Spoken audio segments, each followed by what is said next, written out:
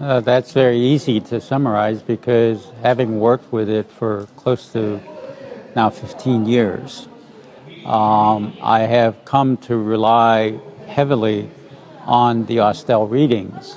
Initially, when we first started, I really didn't understand the value of taking the measurements and then following up with a second measurement.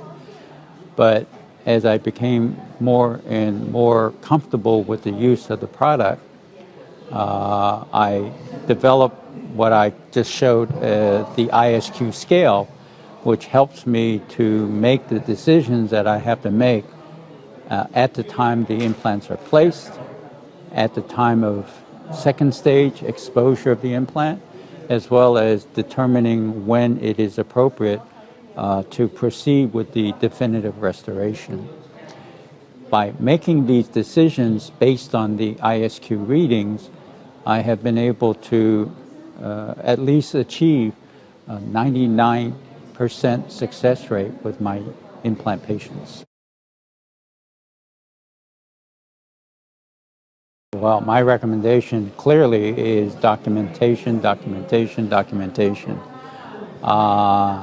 I think it's difficult initially to convince our doctors the importance of taking ISQ measurements because it has been pretty much ingrained in them that insertion torque is the value to measure. Mm-hmm.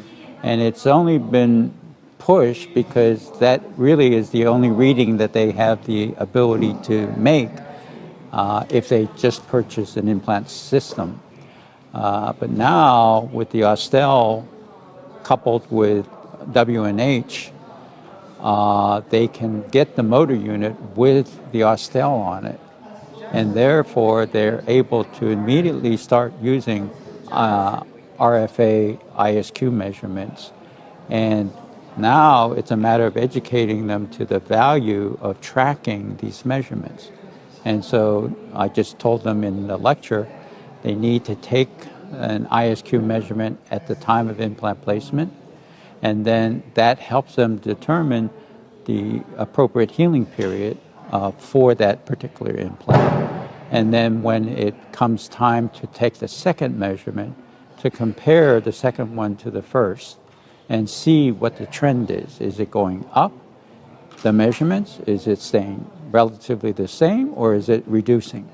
Because then it tells them the biologic rate of osseointegration of that implant.